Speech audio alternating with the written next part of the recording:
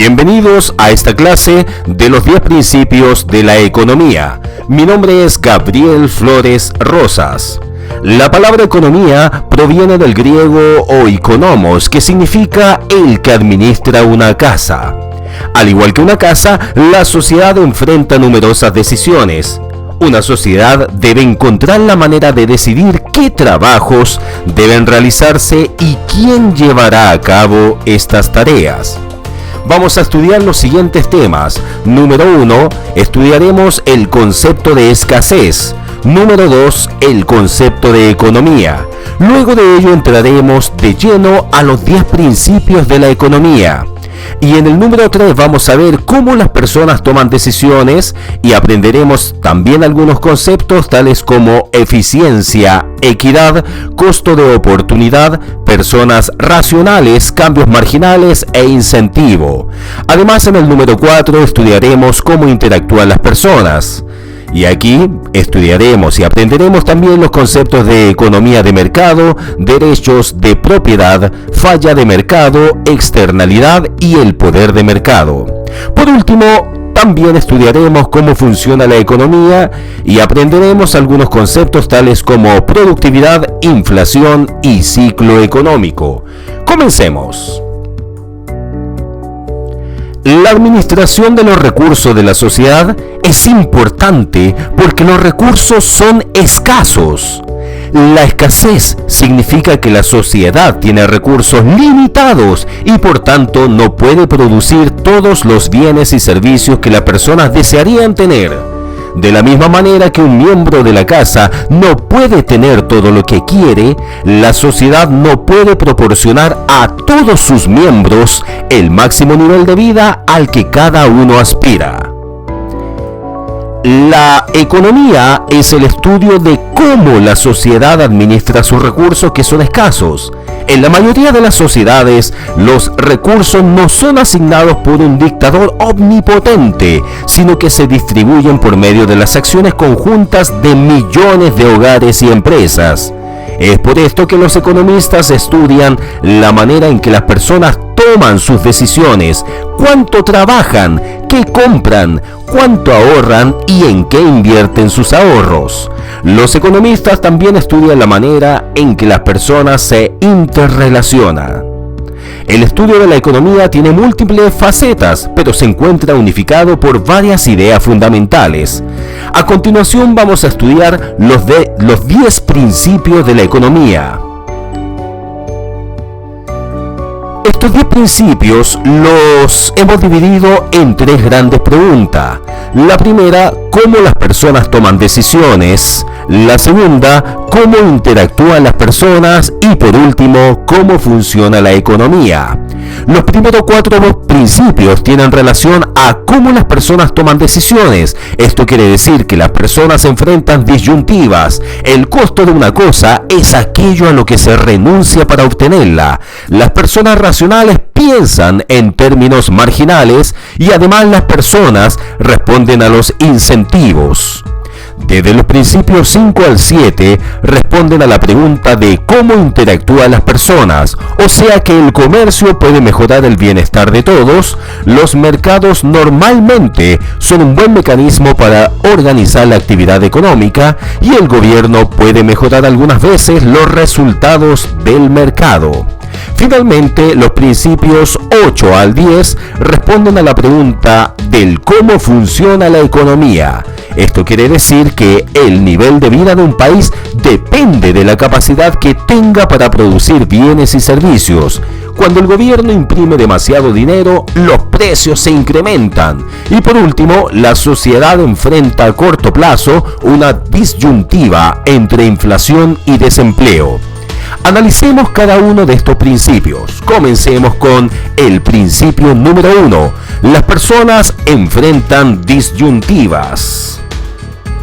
Para obtener lo que queremos en general, tenemos que renunciar a algo que también nos gusta.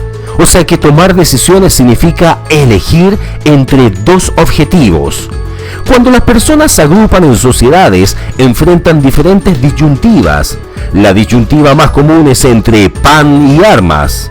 Entre más gaste la sociedad en defensa nacional, o sea, en armas, menos dinero va a tener para gastar en bienes de consumo, o sea, el pan, y así mejorar el nivel de vida de la sociedad en su conjunto. Otra disyuntiva que la sociedad enfrenta es entre la eficiencia y la equidad. La eficiencia significa que la sociedad extrae el máximo beneficio de sus recursos escasos. La equidad significa que la sociedad distribuye igualitariamente esos beneficios entre sus miembros. En otras palabras, pensemos en los recursos de la economía como manera en cómo se reparte entre los diferentes individuos. En el momento en que las políticas públicas se diseñan, estos dos objetivos entran en conflicto. Aun cuando estas medidas aumentan la equidad entre la sociedad, también reducen su eficiencia. El hecho de reconocer que las personas enfrentan disyuntivas no indica por sí solo qué decisiones tomarán o deberían tomar. Principio número 2. El costo de una cosa es aquello a lo que se renuncia para obtenerla. Debido a que al tomar decisiones los individuos enfrentan disyuntivas, es necesario comparar los costos y los beneficios de los diferentes cursos de acción que pueden tomar. Sin embargo, en muchos casos el costo de una acción no es tan evidente como podría parecer al principio. Para la mayoría de los estudiantes, el costo más alto de asistir a la universidad es dejar de ganar el dinero que generarían si trabajaran. El costo de oportunidad de una cosa es aquello a lo que renunciamos para conseguirla. Principio número 3. Las personas racionales piensan en términos marginales.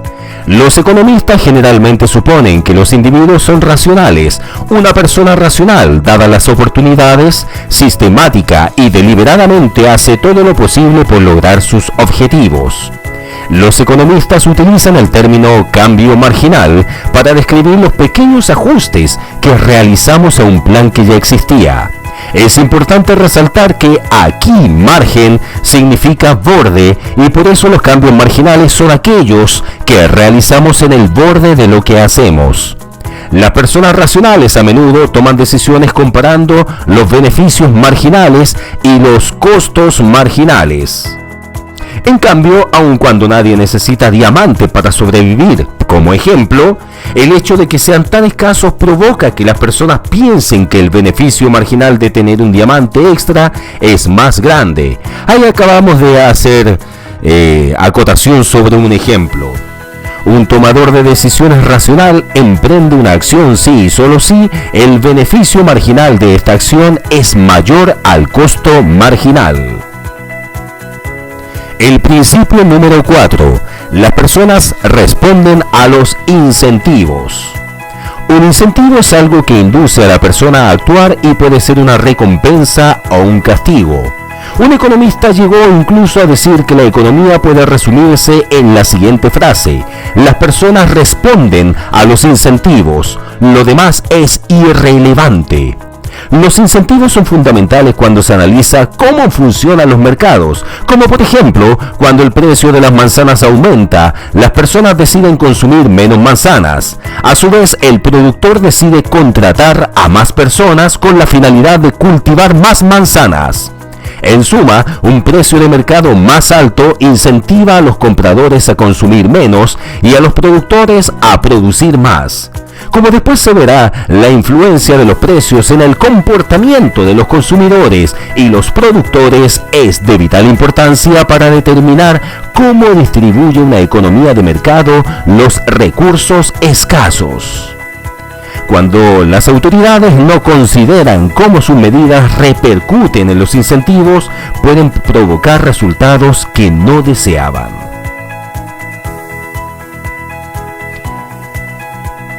En un principio, la discusión entre los incentivos y los cinturones de seguridad, como por ejemplo, Podría parecer una simple especulación, pero lo cierto es que un estudio clásico del economista Sam Peltzman, publicado el año 1975, muestra que las leyes sobre la seguridad de los automóviles produjeron muchos de los efectos señalados antes.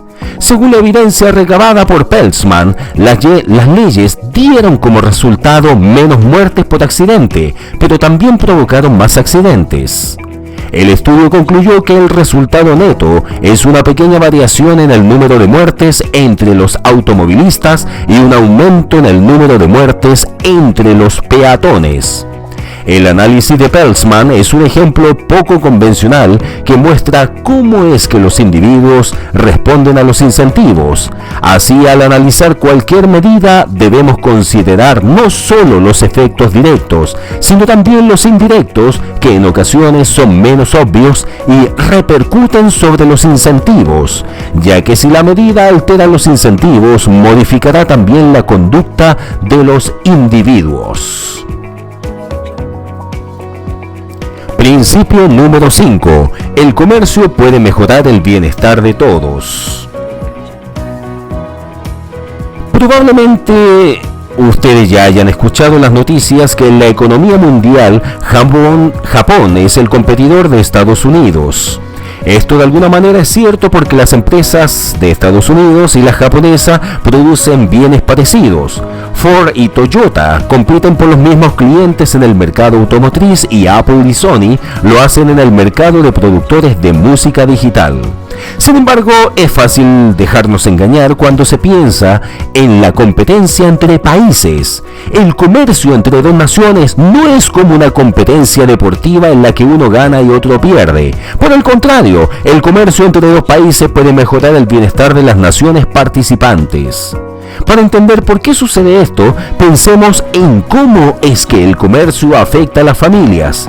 Cuando un miembro de nuestra familia busca trabajo, está compitiendo con miembros de otras familias que también lo buscan. Del mismo modo, las familias compiten entre sí cuando van de compras, ya que cada una quiere comprar las mejores mercancías a los mejores precios. Por tanto, podemos decir que en la economía, cada familia compite con las demás.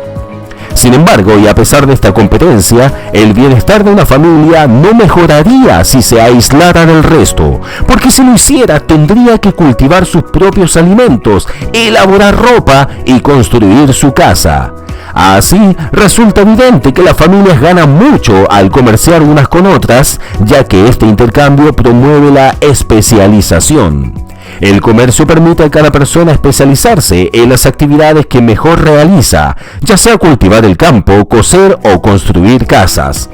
El comerciar permite a las personas comprar una mayor variedad de bienes y servicios a un menor precio. Los países, como las familias, se benefician del comercio entre sí, ya que les permite especializarse en lo que hacen mejor y disfrutar así de una mayor variedad de bienes y servicios. Los japoneses, franceses, egipcios y brasileños son tanto nuestros socios como nuestros competidores en la economía mundial. El principio número 6. Los mercados normalmente son un buen mecanismo para organizar la actividad económica. La caída del comunismo en la Unión Soviética y en la Europa del Este durante la década de 1980 es probablemente el cambio más importante que ha ocurrido en el mundo en los últimos 50 años. Los países comunistas se basaron en la premisa de que el gobierno era el más indicado para asignar los recursos escasos de la economía, por medio de una planificación central. Se decidía qué bienes y servicios debían producirse, en qué cantidad, quién los produciría y debería consumirlos. La planificación central se basaba en la teoría de que el gobierno era el único capaz de organizar la actividad económica de tal manera que se promoviera el bienestar económico del país. La mayoría de los países que alguna vez tuvo una economía de manera centralizada ha abandonado ese sistema y está tratando de desarrollar una economía de mercado. En una economía de mercado, las decisiones que antes se tomaban de manera centralizada son sustituidas por las decisiones de millones de empresas y familias. Las empresas son las responsables de decidir a quién contratar y qué fabricar. Las familias, por su parte, deciden dónde trabajar y qué desean comprar con su ingreso. Las empresas y las familias interactúan en el mercado en donde los precios y el interés personal orientan sus decisiones. En el año 1776, Adam Smith, en su libro titulado Una investigación sobre la naturaleza y las causas de la riqueza de las naciones, hizo la observación más famosa de toda la economía, es decir, afirmó que las familias y las empresas interactúan en los mercados como si fueran guiados por una mano invisible, que los lleva a obtener los resultados deseables del mercado. Uno de los objetivos de este libro es entender cómo es que funciona la magia de la mano invisible. Principio número 7. El gobierno puede mejorar algunas veces los resultados del mercado. Una de las razones por las cuales necesitamos al gobierno es porque la magia de la mano invisible de la economía solo funciona cuando aquel hace valer las reglas y mantiene las instituciones que son clave para el libre mercado. Pero más importante aún es el hecho de que las economías de mercado necesitan instituciones que hagan valer los derechos de propiedad de las personas para que éstas puedan ejercer propiedad y control sobre los recursos escasos. Por ejemplo, un campesino no cultivará alimentos si cree que le robarán su cosecha.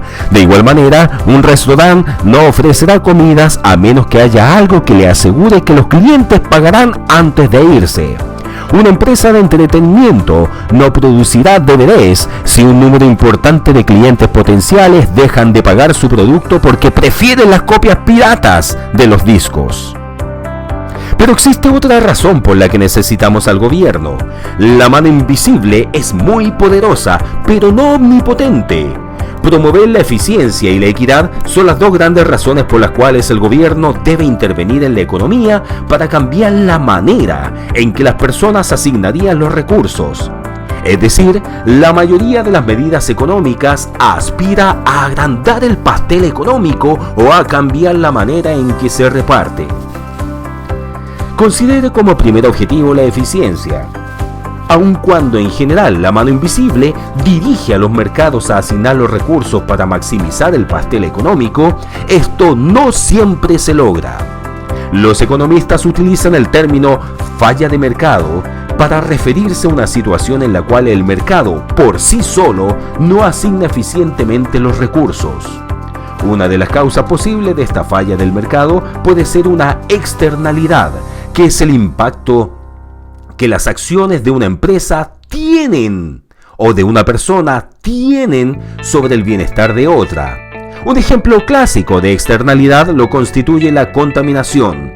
Otra posible causa de una falla del mercado es el poder de mercado, que se refiere a la habilidad que tiene una persona o un pequeño grupo de personas para influir indebidamente en los precios del mercado. Por ejemplo, si todos los habitantes de un pueblo necesitan agua, pero hay un solo pozo, entonces el propietario del pozo no está sujeto a la competencia rigurosa, con la cual la mano invisible frena el interés personal. En presencia de las externalidades o del poder de mercado, una política bien diseñada puede mejorar la eficiencia económica. Ahora consideremos el objetivo de la equidad. Aun cuando la mano invisible busca la eficiencia económica, no siempre puede garantizar la distribución equitativa de la prosperidad económica. En la práctica, muchas de las políticas públicas, como el impuesto sobre la renta y la seguridad social, están encaminadas a lograr una distribución más equitativa del bienestar económico. Afirmar que el gobierno algunas veces puede mejorar los resultados del mercado no significa que siempre lo haga. Las políticas públicas no están hechas por ángeles, sino por un proceso político que dista mucho de ser perfecto. Principio número 8. El nivel de vida de un país depende de la capacidad que tenga para producir bienes y servicios. La diferencia en el nivel de vida que existe entre los distintos países del mundo es de llamar la atención. El año 2008, por ejemplo, el estadounidense promedio tenía un ingreso anual de aproximadamente $47.000, mientras que el mexicano promedio recibía cerca de $10.000 y el nigeriano promedio ganaba solo $1.400. Como es de esperar, esta variación tan grande en el ingreso promedio se refleja en diferentes indicadores del nivel de vida. Los ciudadanos de los países con mayor ingreso tienen más televisores, más automóviles, mejor alimentación, mejor sistema de salud y esperanza de vida mayor que los ciudadanos de los países con un menor ingreso. ¿Cómo se explican estas grandes diferencias entre los niveles de vida de los diferentes países y las distintas épocas? La respuesta es sorprendentemente simple. Casi todas las variaciones de los niveles de vida pueden atribuirse a las diferencias existentes entre los niveles de productividad de los países. Esto es, la cantidad de bienes y servicios producidos por cada unidad de trabajo. En los países donde los trabajadores son capaces de producir una gran cantidad de bienes y servicios por unidad de tiempo, la mayoría de las personas disfruta de un alto nivel de vida. Al mismo tiempo, en los países donde los trabajadores son menos productivos, la mayoría de la población lleva una existencia más precaria. Asimismo, la tasa de crecimiento de la productividad de un país determina la tasa de crecimiento del ingreso promedio. Principio número 9. Cuando el gobierno imprime demasiado dinero, los precios se incrementan. En enero del año 1921, un periódico en Alemania costaba 30 centavos de marco. Menos de 2 años después, en noviembre de 1922, el mismo periódico tenía un precio de 70 millones de marcos y todos los precios de la economía alemana aumentaron al mismo ritmo. Este fenómeno es uno de los ejemplos históricos más relevantes de inflación, que es un incremento en el nivel general de los precios en la economía. ¿Qué provoca la inflación? En la mayoría de los casos en que la inflación es alta y se mantiene alta por un tiempo, el culpable es un aumento en la cantidad de dinero en circulación. Cuando un gobierno emite grandes cantidades de dinero, el valor de este disminuye. Como por ejemplo a principios de 1920 en Alemania, cuando los precios se triplicaban en promedio cada mes, la cantidad de dinero que el gobierno emitía también se triplicaba mensualmente. En Estados Unidos, aun cuando la historia económica de ese país es menos dramática, la conclusión es la misma. La alta tasa de inflación experimentada en la década de 1970 se relacionó con un rápido aumento en la cantidad de dinero en circulación y del mismo modo, la baja inflación en años recientes está asociada con un lento crecimiento de la cantidad de dinero. Por último, vamos a estudiar el principio número 10. La sociedad enfrenta a corto plazo una disyuntiva entre inflación y desempleo. Aun cuando a largo plazo el principal efecto de un incremento en la cantidad de dinero es el incremento de los precios, a corto plazo su efecto es más complejo y controversial. La mayoría de los economistas describen los efectos a corto plazo de un incremento de dinero de la siguiente manera. Primero, en la economía, un incremento en la cantidad de dinero estimula el nivel total de gasto y por ende estimula también la demanda de bienes y servicios. Segundo, con el tiempo, un incremento en la demanda puede ocasionar que las empresas incrementen sus precios, pero antes de que esto suceda, este incremento en la demanda estimula a las empresas para que produzcan más bienes y contraten más trabajadores. Y tercero, un incremento en el número de trabajadores contratados reduce el desempleo. Este tipo de razonamiento lleva a la economía a corto plazo a enfrentar una disyuntiva entre inflación y desempleo. Aunque algunos economistas todavía cuestionan estas ideas, la mayoría acepta que a corto plazo la sociedad enfrenta una disyuntiva entre inflación y desempleo. Esto significa que en un periodo de 1 o 2 años, varias de las políticas económicas influyen en la inflación y el desempleo en sentidos contrarios. A corto plazo, la disyuntiva entre desempleo e inflación desempeña un papel clave en el análisis del ciclo económico, el cual consiste en fluctuaciones irregulares y en gran medida impredecibles de la actividad económica, medida esta por la producción de bienes y servicios o por el número de personas empleadas. Ahora tenemos una idea más clara de lo que es la economía.